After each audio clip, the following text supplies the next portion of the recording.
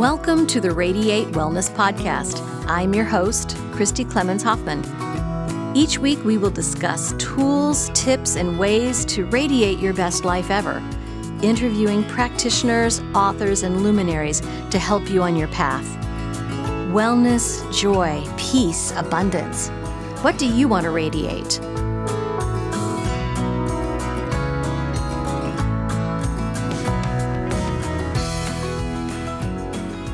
Hello and welcome to the Radiate Wellness Podcast. Today we're going to radiate molecules, something we've never done before, with Karen Birdsall, who is an instructor in essential oils, does raindrop therapy, and is also a massage therapist. Karen, did I leave anything out? No, I think that's pretty much out, and it's raindrop technique, and I'll explain why we call it technique, not therapy. Oh, wonderful. Well, welcome, Karen. It's so nice to see you. So Karen, nice to be here. Thank you. So Karen's in the Kansas City area, excuse me, but because of the COVID, we decided to do this by Zoom. But it's always nice to see you, Karen. You're just a ray of sunshine. Thank you, Christy. I feel the same. Thank you. So essential oils. You've been doing essential oils for quite some time. How long? I've been doing it for 10 years and teaching for, I don't know, maybe 4 years, I think. Wow. Something like that. Been in massage therapy for 9 years. Yeah. So, yeah. You've been doing what you do for quite a while. And I mean, you're probably the most knowledgeable person that I know about essential oils.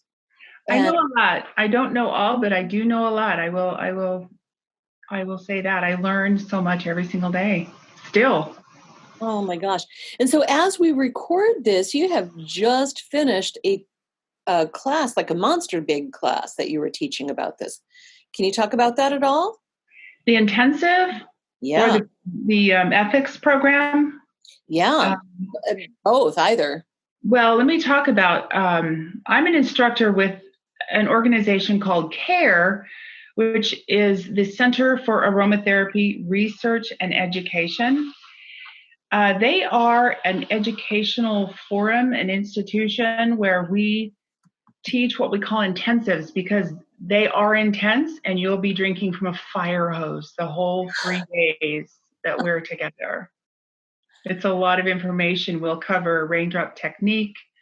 We cover emotional release. We cover biblical oils. We cover chemistry. And another technique called VitaFlex that you're probably not real familiar with. I'm not. VitaFlex. That's PHYTO? VITA. VitaFlex. Boy, I got it all wrong, didn't I?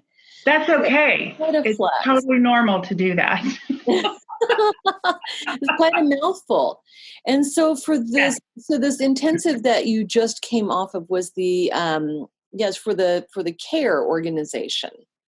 Those are actually when I teach an intensive, that's when students, come and we spend 3 days together.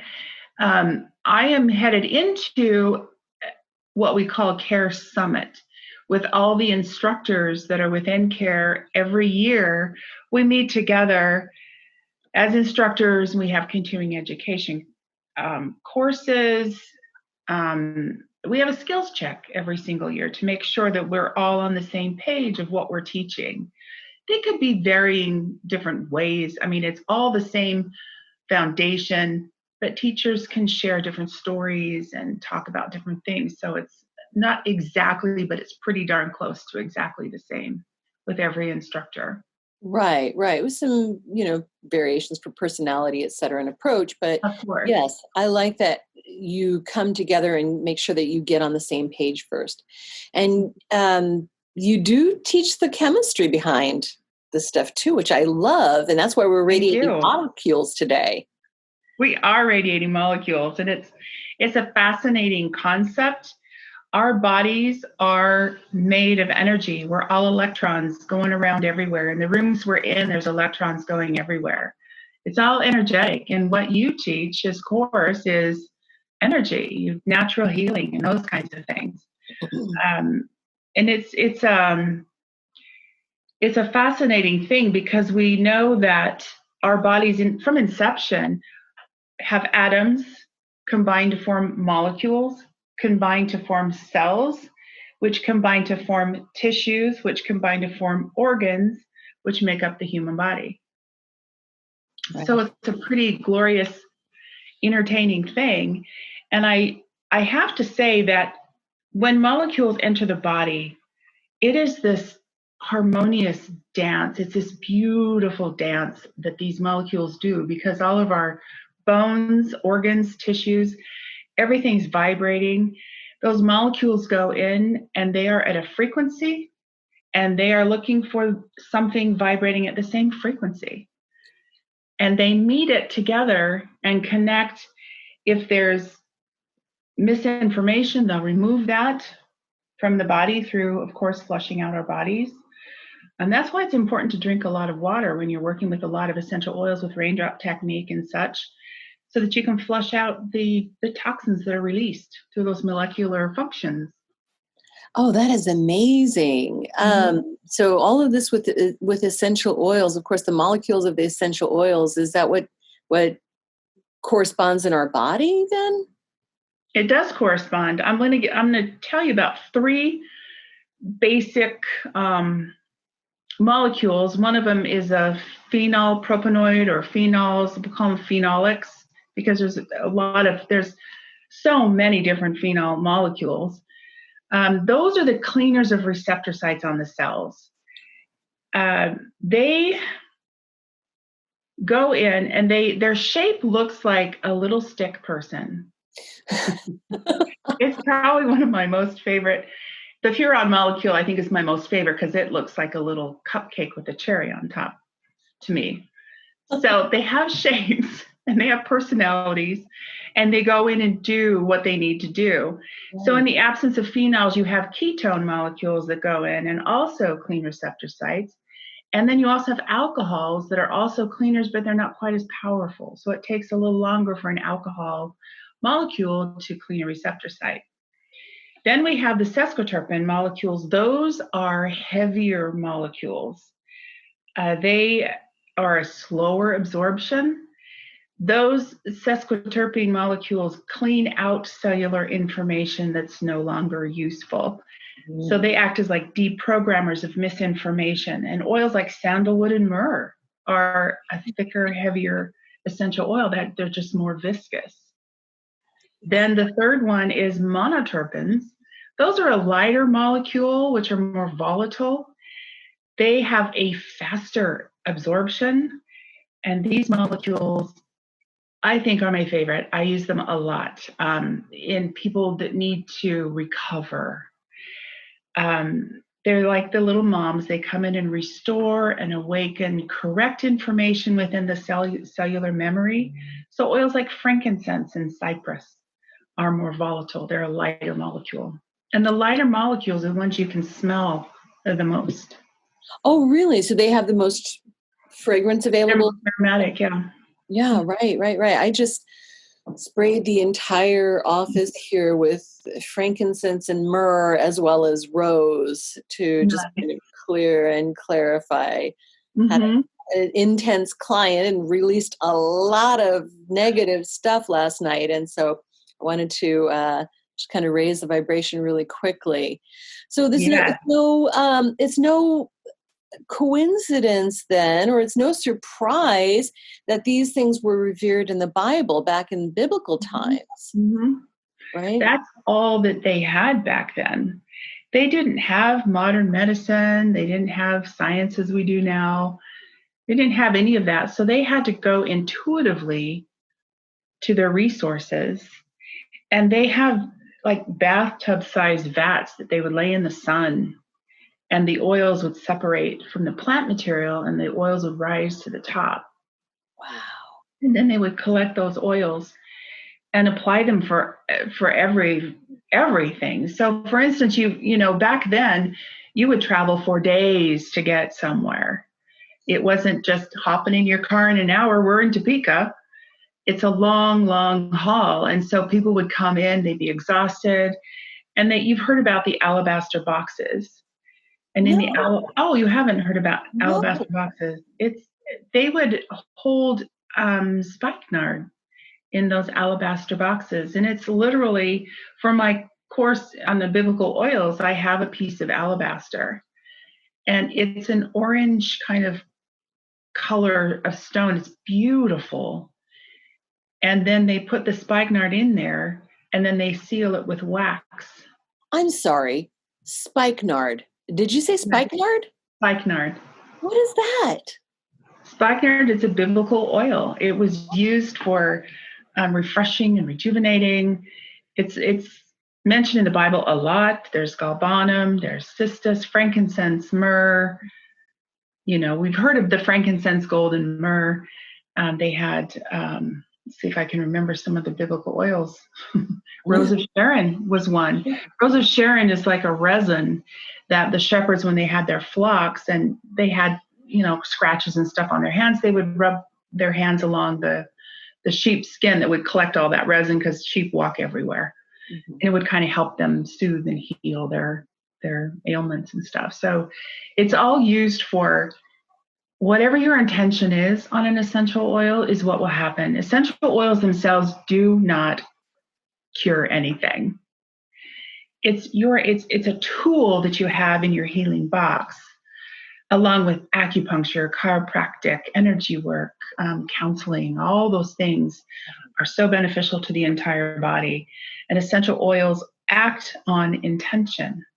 Right. Just like an electron can change its behavior by being observed. Right. So the intention that we put into this, this sounds very much like what, we do in energy healing, as well as just setting, and any type of spiritual, metaphysical healing work. It's the intention we put into it. Of course. Yes. If you don't believe something will work, it's not going to. I've always said that I believe that all healing is faith healing. If you believe in medicine, that's going to work. If you believe a surgery is going to help you, it's going to work. If you believe XYZ, it's going to help you and it's going to work. A belief is required, I believe, in these things. Right? It is, absolutely, yes. And so essential oils, they can help us with all kinds of things, like physical healing and physical wellness, right? Why do we resonate so well with them? We resonate so well with them because of that frequency. If you put on an essential oil, you pretty much immediately will feel something because of the molecular structure going inside your body and the frequency which it vibrates. For instance, if you put, like rose is a high frequency oil. It's 320 megahertz. It's the highest frequency oil on the planet. So if you put rose essential oil on, it's going to have that frequency to vibrate with the same frequency as, say, your heart. And rose is a mother oil. You can flash back onto your mother's rose garden, and when you smelled those roses as a child, that's the thing with essential oils as well, is that when you breathe them in, they go up in through the olfactory, through the nose, up into the limbic center of the brain, emotional center of the brain, which is called the amygdala, for those who want to know the actual term. And that section of the brain is not operated, it's not activated by touch or sight or what's the other side? Hearing. Right. It's activated by smell. That's the only way that amygdala, that emotional center, is activated, which can trigger some memory somewhere of something. So, for instance, if you had a trauma happen to you, it was an emotional trauma. So when we're children, we don't have the maturity to handle some emotions that happen, so we suppress them so that we can survive as a child. And then as we get older, things start to happen and you start to remember things, and you smell something. It's like, oh, I remember being in my dad's garage. It was disgusting. That kind of a thing, that smell of, I don't know what, or the smell of say galbanum smells like parsley and grass. It makes me think of grass. So It's interesting how and then when those molecules go into that limbic brain center, there's a little librarian in there. We call her the limbic librarian. And she'll just throw things wherever there's space. It could be in your leg, it could be in your shoulder, it could be in your stomach, it could be in your wherever. Right. Because that's just where things are stored. So if you had a trauma to, say, a shoulder that was an emotional situation, you're going to suppress that somewhere. Excuse me. And the limbic librarian is going to file it somewhere. And later down the road, you're like, man, my knee, what is happening? So in our emotional release classes, we use books from Carolyn Main. I think she says Carolyn Main is her name, how she says it. I always say Main because it's MEIN. So she has a book called Releasing Emotional Patterns Through Essential Oils. Then we use Heal Your Body from Louise Hay and Feelings Buried Alive Never Die by Carol Trueman. And I'm sure you know or are aware of at least one or two of those books, I bet. Oh, absolutely. So those are the books that we use and have an exercise we do with emotional release. Now, make no mistake, I am not a psychotherapist or any of that. The blessing with essential oils and emotional release is it's a very gentle release. It's, excuse me. It's coming into yourself. I had one client that she's like, I don't even know what's going on. And I said, so we had a chat, and I felt impressed to put myrrh in her belly button. And she completely got emotional. And then I felt impressed to talk about some things about the connection with her mother. Her mother's been dead for a while. Mm-hmm. And there was a disconnect with her relationship with her mother. And so having myrrh in the umbilicus, in the belly button, brought that connection back to understanding that her mom did the best she knew how. Right. We're all trying to do our best in all walks of life, and some of us do better at some things than others. I'm sure we can look back and think, oh, if I'd have known then what I know now, I wouldn't have done this with my children, you know? Absolutely. That's why they call it hindsight, right? Right. And that's 2020. Mm-hmm. So, we talk about essential oils being helpful for physical healing. You talked about the skin, the scrapes, etc. I know essential oils can help with upset stomachs, headaches, all kinds of things, but then also the emotional stuff too. So the emotional stuff is big. It's big. Exactly, because eventually it winds up in your physical system anyway. Mm-hmm. It does. And it's really great to see when I have an intensive, we have a group activity with using these books, these resources to identify certain situations. So oftentimes what I'm finding with students is that they'll start with something like, I have a pain in my back. I'm not sure what that's about. And then something doesn't resonate, and we will go into the whole nother part of the body that absolutely connects with why they're hurting. Right. And that's, again, that limbic librarian. Just because your back hurts doesn't mean that's where you're going to find the issue. Right. Exactly. Yeah. Kind of like in massage where people complain of hips or their low back. You work on their hips and you work on all of those hip areas to kind of release that low back. And they're like, I didn't know that was the deal. Everything's connected. It is. It's all connected, and it's connected to our emotions. It's connected to our thoughts. It's connected to our beliefs as well. Mm-hmm. It's all in there, and it's all connected. And there's so many different roads. All roads lead to Rome. So it's fascinating that we can use the smell, and we can use massage, and we can use energy work, and we can, use talk therapy. All these different things get us to that. Do you find that people resonate with one modality over another, like essential oils versus massage versus the other stuff you do?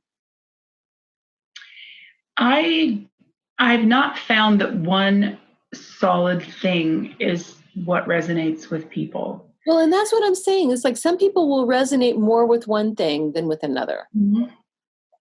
Right. Well, of course, who doesn't love a massage? Right. And I will say maybe massage is probably the one that resonates the most. I do use essential oils with massage if the clients want them. I have some that are like, they use essential oils, but no, I don't want them on my body for massage. I don't understand that, but that's what they're wanting. And so that's what they get, you know? I'm not here to say, well, essential oils are going to benefit you in your massage. That's not my job. My job is to say what you prefer and then proceed with what they prefer. Absolutely. Within reason, safety and all that. Mm-hmm. And so when you see people for essential oil work, like how do you approach that? Do you recommend that they ingest them, put them on their body? Does it depend? I don't recommend anything for clients. Because that tends to fall under the diagnosing category. Ah. So there's no real recommendations. I will suggest, is it okay if I use this oil on you as I work on your body? And they're like, sure. And then they're like, oh my gosh, I feel so good. What did you use? And so I'll show them what I used. And then oftentimes they'll go get it, They'll want to go get it, right? Now let's talk about this raindrop technique. I've heard of this. I know nothing about it. I just had one yesterday. Through all the things that have been happening around the world, I had kind of reached my I'm done point yesterday. Yeah.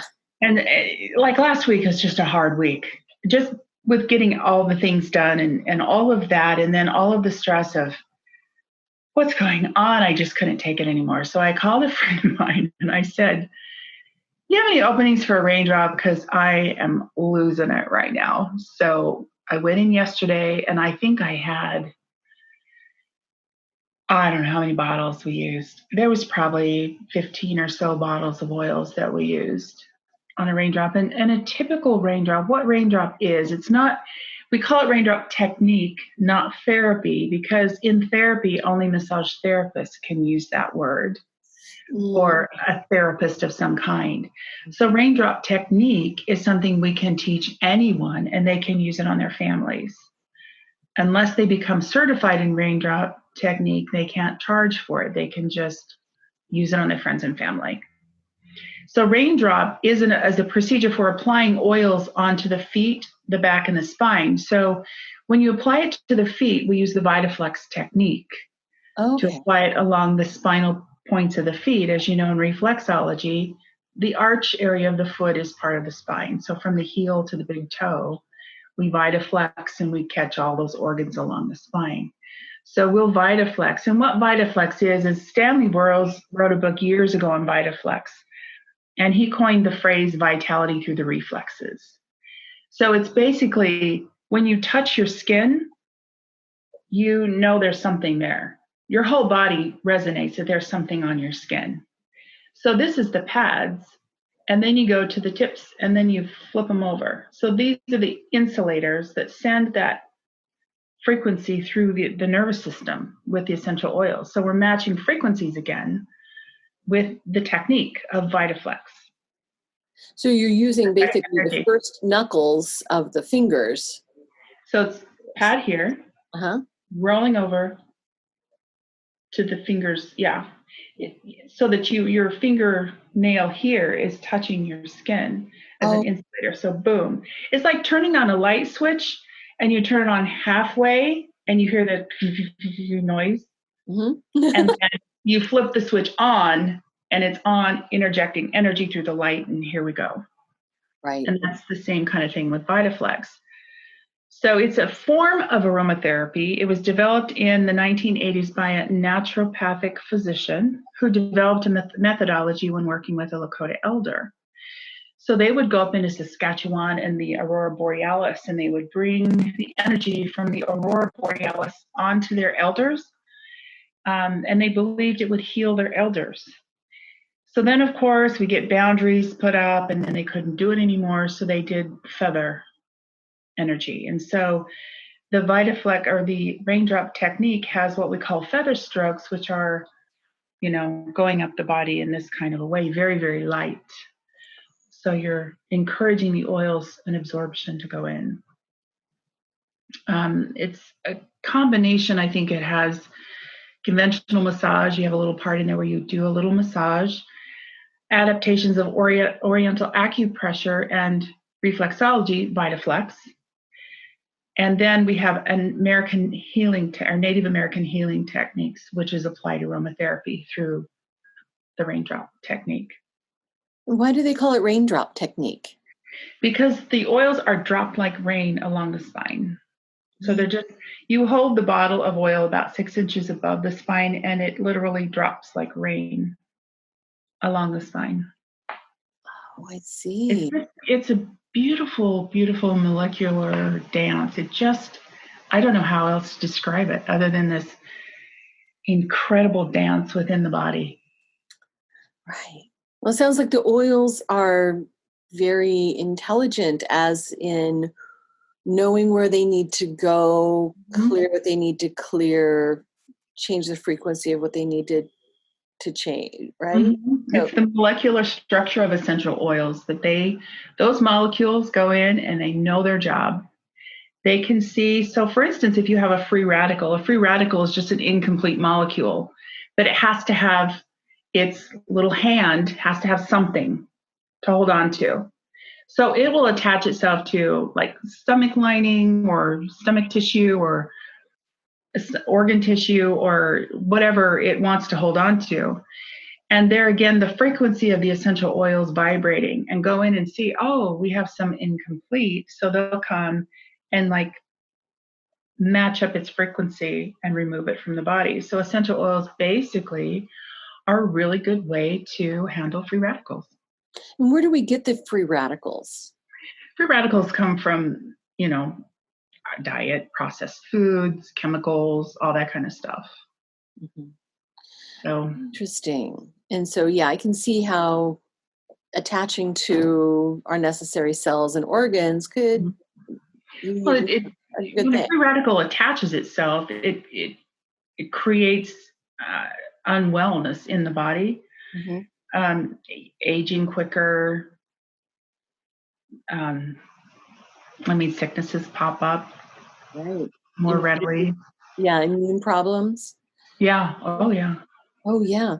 So free radicals are really not good for your body. You hear them on the commercials all the time. Right. About free radicals and food and all that kind of stuff. So it's just, we're not all perfect with everything we do, but it's just another thing to add into your repertoire of health to help you kind of stay on the ground. That's a good thing to do. And so is there, in using essential oils, is there a difference, like a chemical or molecular difference between using them in a diffuser versus using them on the skin versus ingesting them perhaps? Ingesting them, there are, some considerations on ingesting essential oils depending on how they're distilled.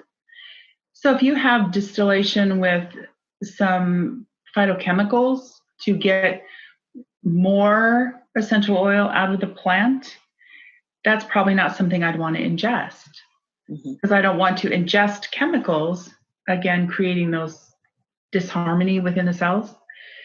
So that's something to consider. If you're diffusing, it's another way to get into that emotional center. So you diffuse at night so you can sleep, to give you that relaxation, to give you that sense of calm and peace at night. Or you diffuse them during the day when you're office working and you put in some oils that give you the energy that you need to create the energy to get your job done. And putting them on topically is a good thing. Again, if they're done with, not diffused, but if they are distilled with chemicals and you have a sensitivity to chemicals, you could have some kind of a reaction to that. Essential oils, when they're distilled properly, they don't have those amino acids and things that you're allergic to. Just depends. The distillation process is kind of a big deal. So if you explore oils, explore how they're distilled and get your ideas around that, and then make your decisions based on that will help a lot. Right. I know there are certain brands of oils, and we won't get into that, but there are certain brands of oils that are safer to maybe ingest or use directly. And so it pays to do a little bit of research and investigation on that. It does. Did you know that Radiate Wellness has a subscription-based premium content Facebook group? Think of it like the premium version of this free podcast. In this premium Facebook group, you can find great content like replays of online classes, meditations on angels, chakras, mindfulness, and more, guest speakers, mini classes, polls. Plus, you'll be the first to know of guests that we have scheduled for the podcast and can submit questions for them. You get all of this great content for one low monthly price, and the first month is half off. You can subscribe by going to radiatewellnesscommunity.com/shop. Click the subscriptions button and you're in. Also, while I have your attention, wherever you're listening to this free podcast, if you could just do us a couple of favors, please. One is go to hit the subscribe or follow button. Then you'll be notified of all of the episodes we have coming out each week. Also, please rate and review. It sounds really simple, but it helps us to grow our audience when people are looking for great podcasts. And when we grow our audience, we can do bigger and better things and bring you even more great guests. So please do those couple of things, and that will help us grow this audience and this podcast. Thank you so much for listening. Yeah, not all essential oils should be applied directly to the skin, too. Can you talk about that a little bit? Well, it depends on the person. So it's an individual thing. For instance, if I have a client come in who has never used essential oils and they want a raindrop because they heard about it, and like, I just really want to experience this. It's going to be really fun. I ask them a lot of questions. What is your lifestyle? What do you do for a living? So if I find that they're a very toxic, say a beautician who's around chemicals all day long, I don't want to cause a healing crisis in anyone by a huge detox from someone who's not accustomed to the function of these molecules.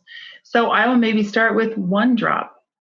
Say you have like your phenols, oregano and thyme are two phenolic cleanser type oils that will help aid in detox. Essential oils help detox no matter what, but the phenols are strong. So I'll do maybe one drop and bring it on up. And if there's redness coming up, it's not necessarily an allergic reaction, it's mostly an absorption reaction. Can you tell me about the difference between those two? Well, the difference, I believe, is what I've learned anyway in doing raindrop technique is that redness is okay because it's absorbing into the skin quickly. We can douse that by putting on, we call it V6. We put this oil on that's, I think it's got sunflower, it's got jojoba, all those oils. It's just a little mixture that you can kind of, what I say, put out the fire by just putting the oil on. It will help make it, it'll absorb slower because we know the molecules in any massage oil is going to be a thicker, slower absorption. So you just put it on there to kind of help that. Now, my kids grew up with these, well, not all their life, but most of their life. And so when their kids are teething, they're just like putting a drop on and shoving it in the baby's mouth and it numbs the gums. And other people are like, oh, you have to dilute that. So again, it depends on the person. Children, most often you probably should dilute it a little bit. Their tender little skin is really, really sensitive, and you don't need a full drop with children. Right. So you just take the bottle and swipe the opening of the bottle. Yeah. And then, I mean, like you have this oil and you're just swiping the top. Mm-hmm. And then you can put it on your hand and you can just put them on with some lotion. Right. Right. Yeah. You can dilute with like almond oil, jojoba oil, sunflower oil. Yeah. Whatever oil you have. I did get a blend oil in my eye that had cinnamon and clove and all that in it. And I thought, this is going to be like fire in a hole. So I ran to my eyeballs burning, and I thought, okay. So I went to the cabinet. I got some olive oil. I'm pouring it in my eye. I can still see out of it, so it wasn't harmful. Had it been with a lot of chemicals, maybe it would have had a different experience. I don't know. But you can mute that with any type of olive oil or coconut oil or whatever you have. Right. And it just dilutes it and spreads out the... Just dilutes it, yeah. Yeah, and there's no harm in diluting it either. There's no harm at all in doing that. Exactly. It works just as well, doesn't it? Mm-hmm. It's just a slower absorption. So if you have any questions about whether I should apply this, what we call neat, or just directly onto the skin, or diluted, dilute it. Just dilute it. It's fine. Yeah. And if that doesn't cause any irritation, then you might, maybe add 2 drops to a little bit of dilution, right? Just play with it and experiment with it. Just being aware and being cautious. I know some people, I probably err more on the side of caution than other people don't. They just go for it. And, there was a gal that I didn't know her personally, but her story was that she had gotten a raindrop, and the person facilitating that raindrop put 13 drops of oregano on her back. Oh my. Which is like, that's a lot. Are you serious right now? 13 drops of anything. It's a lot. It's a lot. I mean, seriously, a little bit'll do you. So in a raindrop technique, we usually use anywhere from 3 to 5 drops of oregano on the back, depending on the person. It all depends on the person. You have to understand where they're at. And I mean, I have cancer clients come in for raindrop techniques, so I have to be mindful of the techniques I use in raindrops. Some of them are contraindicated, and some of them are not.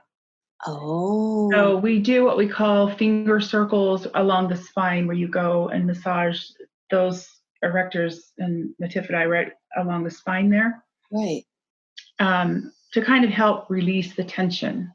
Well, in a cancer person, especially a metastasized cancer, you don't want to do that. You don't want to do some of the VitaFlex techniques because you don't know where the cancer is. Right. So I have a client who has a lot of cancer and MS. So then you have to consider what MS, and we use hot towels in a raindrop, but with someone with MS, you don't want to use hot towels. You want to use cold towels.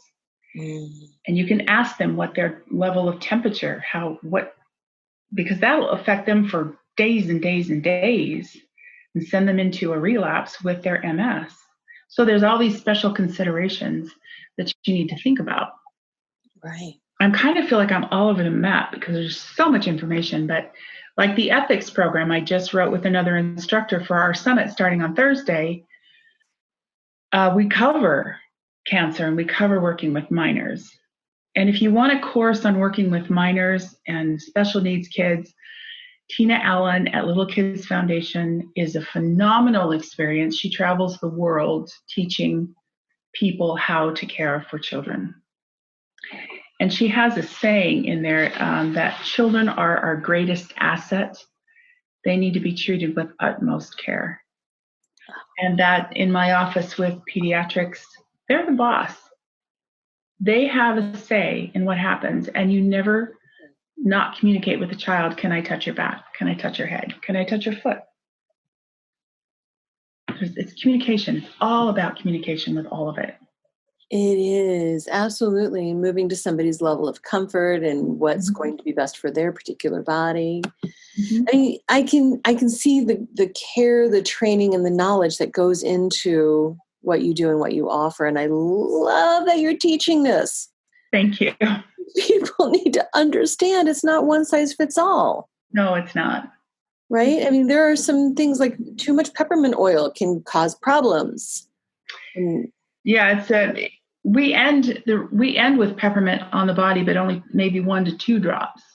Yes. So peppermint's a powerful little kahuna there.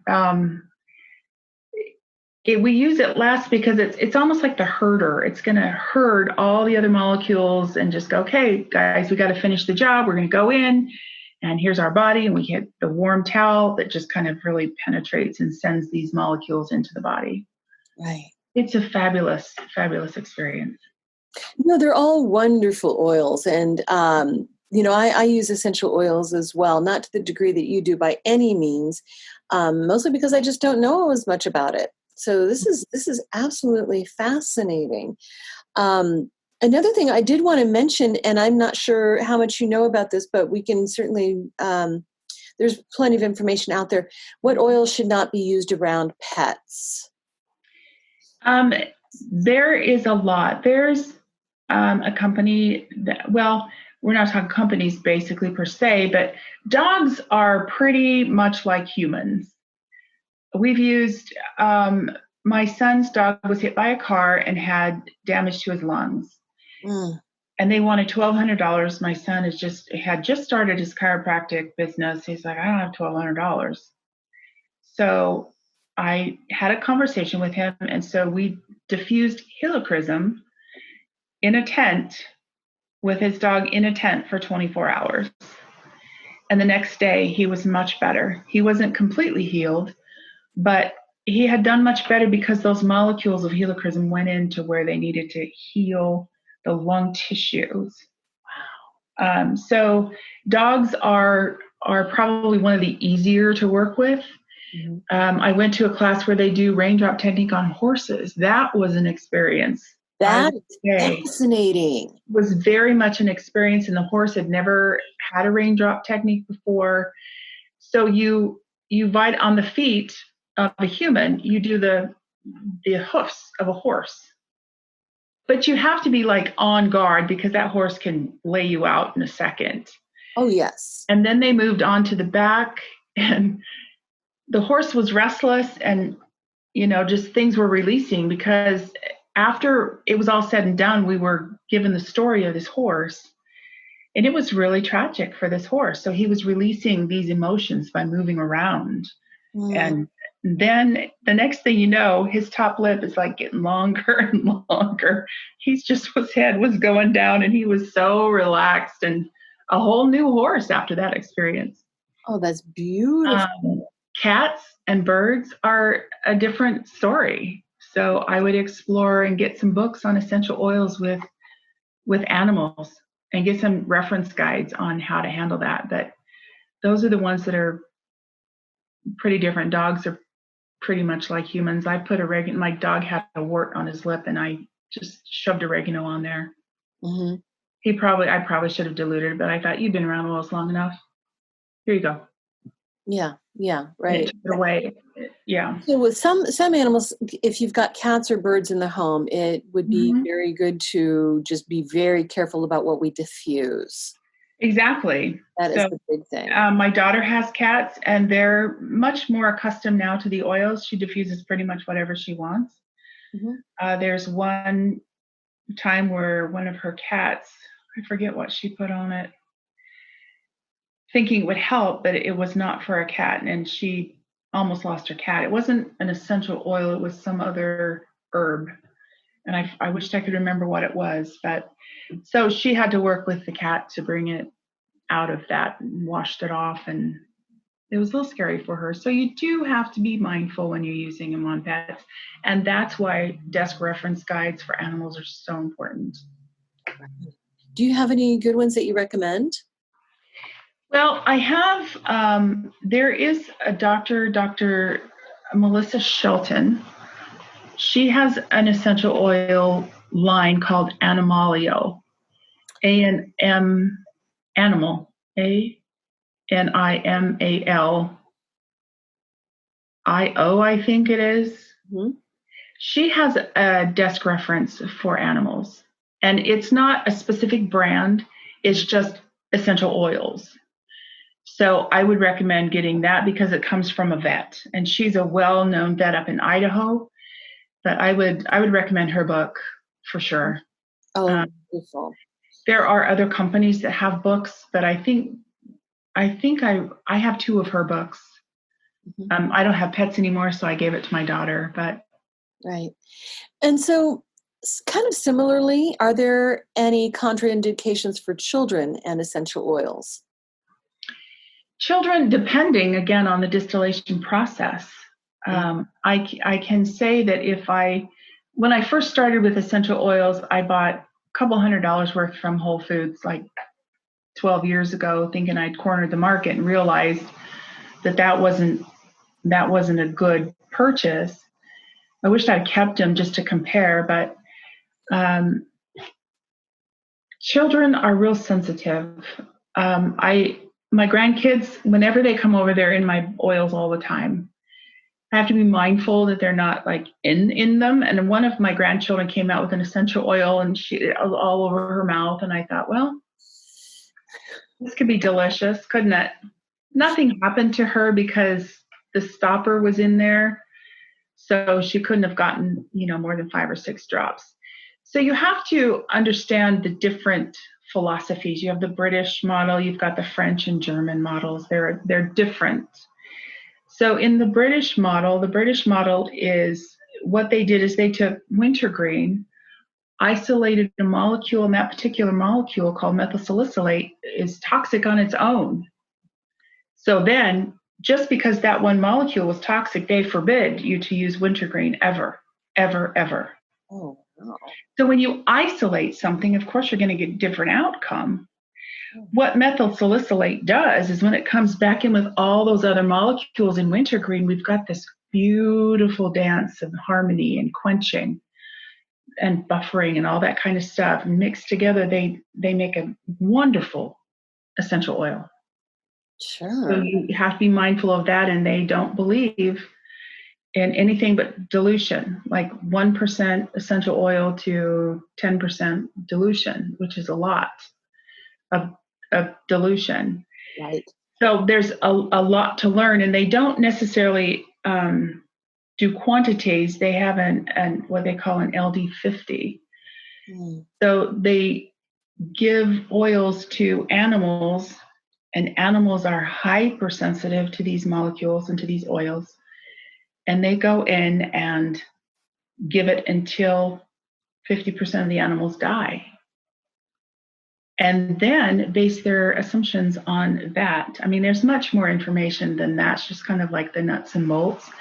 But anything can harm you. Too much water can harm you. It's called drowning. Absolutely.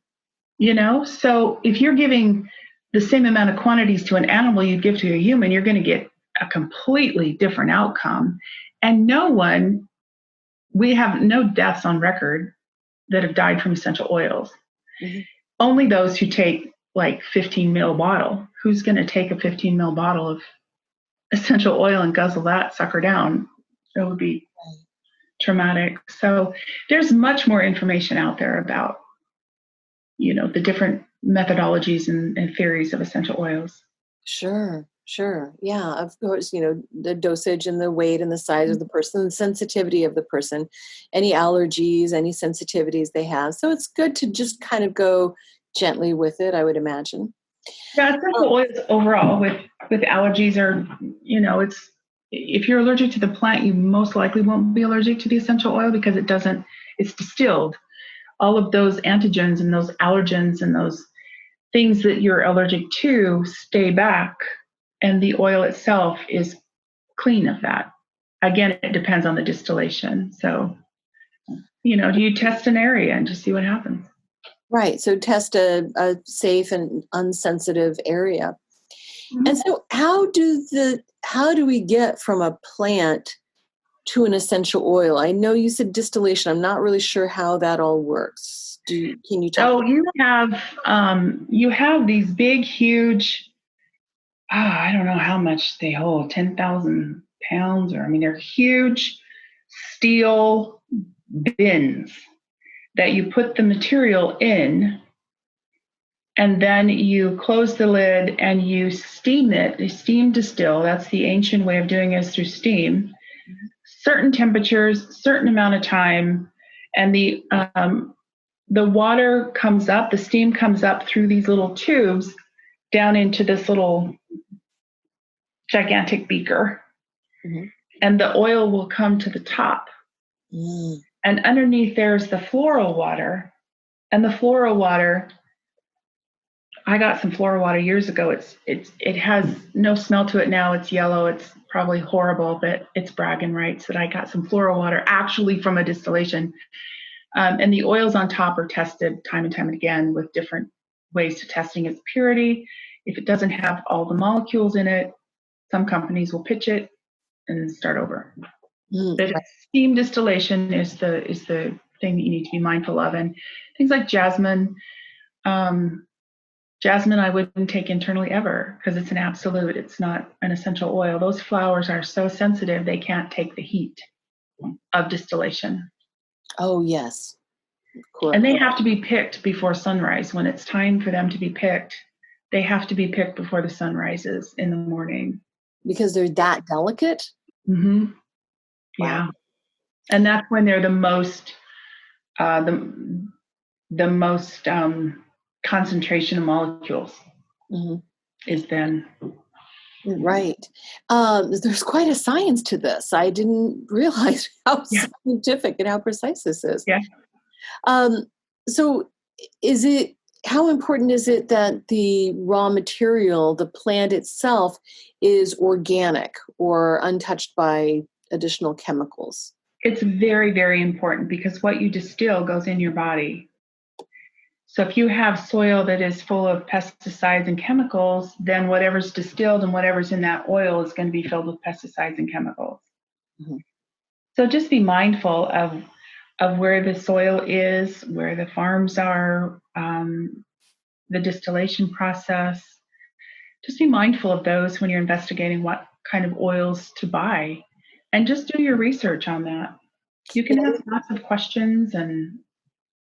Right. There's so many different companies that sell oils. It's good to, I'm sure, do a little bit of investigation, find one company that you really like and that you, know what their principles are, know what their processes are, and then stick with that. There's so many out there, both MLM and just sold in stores, some of the big box stores too, like Sprouts or Whole Foods. So it pays to really know what the company stands for, what it does, and how it produces that. So I do want to switch gears just a little bit. Everybody I find has a story of how they got to doing what they do, why they do what they do.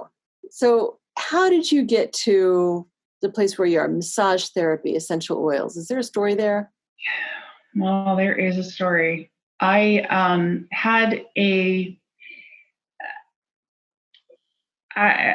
the only thing I can say is I had a breakdown in 2007 or 8, something like that, where I woke up one morning, I hit the floor in a violent spin. I mean, I've never had vertigo that violent. It was violent. And I literally couldn't function. So I would go to ear doctors, like, your hearing is like the best I've seen in a long, long time. And there's nothing going on in your ears.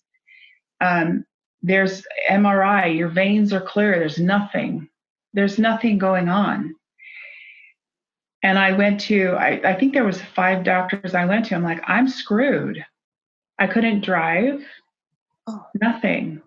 So someone said to me, I hope it's okay to mention the clinic I went to? Yeah, why not? Okay. Someone said, there's a clinic down the street. You could go there. I'll take you. I said, what do I have to lose? And it was Your Wellness Connection.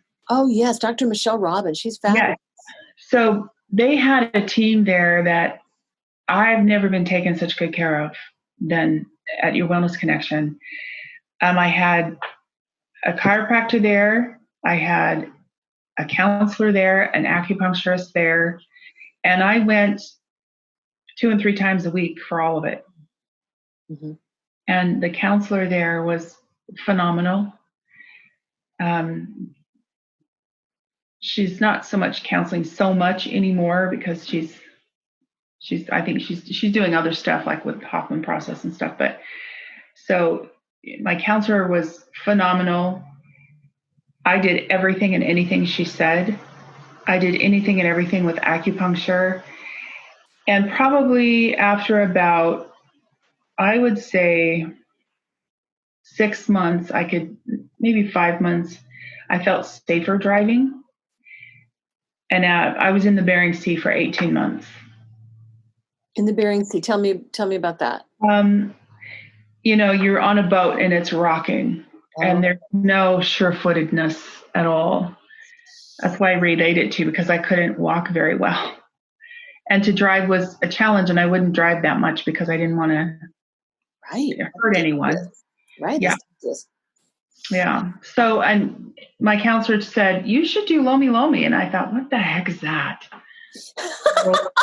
I thought, whatever. I was doing whatever she said. So I thought, fine. Right. And she said, here's a teacher. Go look it up. Because I asked her what it was. She goes, go look it up. I want you to tell me what it is. So I investigated it. I signed up for the class. The day before I went, I thought, I need to experience this because I'm not sure I want to do this, because I didn't like touching people. It was just like ick to me. So you weren't a massage therapist at this point? No, I was just me on the streets. What was your background before you went into I was a mom, full-time mom. Mm-hmm. Full-time mom. Gotcha. Full-time mom.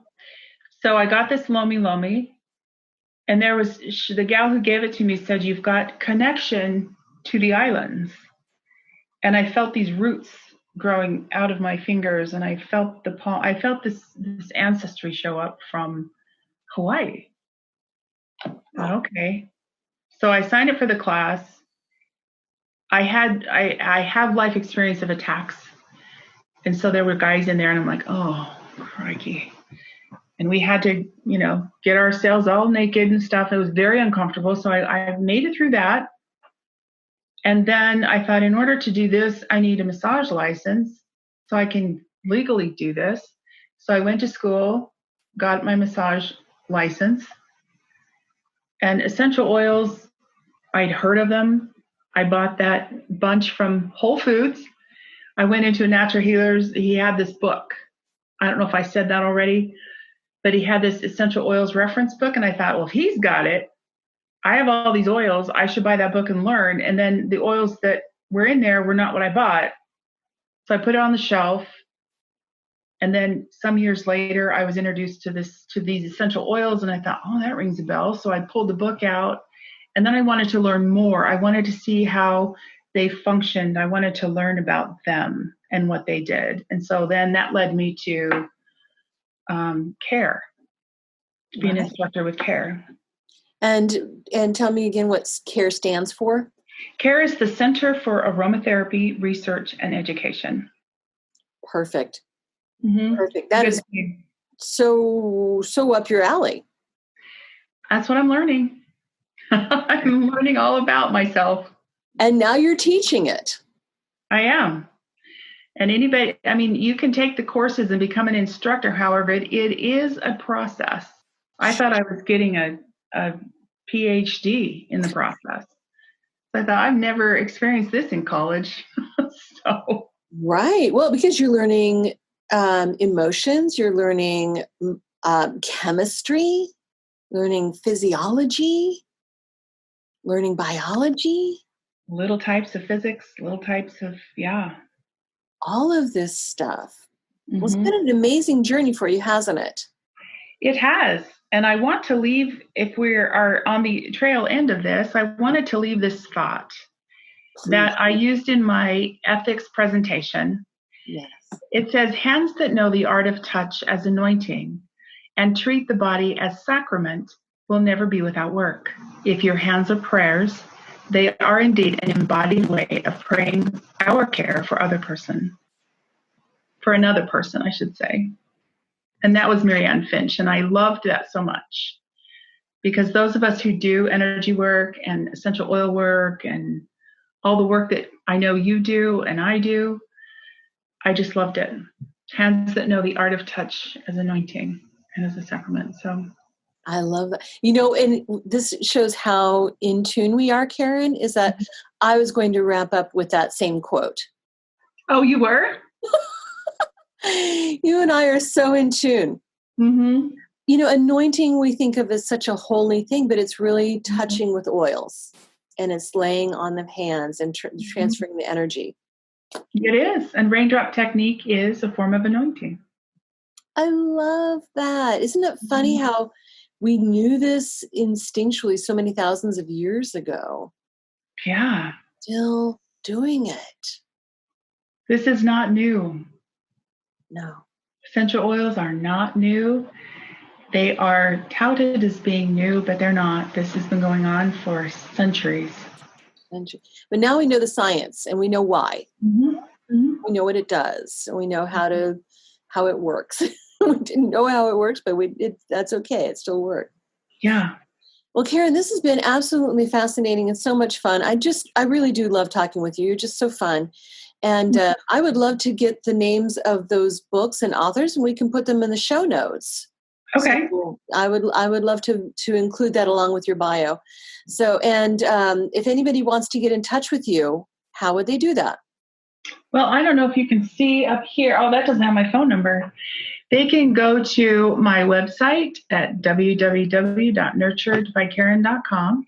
Mm-hmm. They can reach me at 913-449-5064. Okay.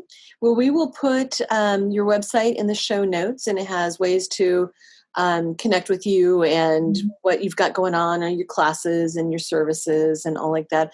If anybody's in the Kansas City area and listening to this, please do stop by and have a session with Karen. She's fabulous. Thank you so much, Christy. It's been a pleasure. Such a pleasure. Thank you, Karen. You bet.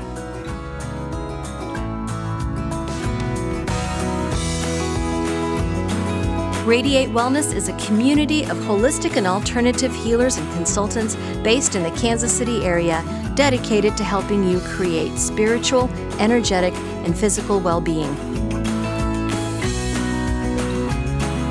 To learn more about our practitioners, services, classes, and events, or to schedule an appointment, visit us at radiatewellnesscommunity.com.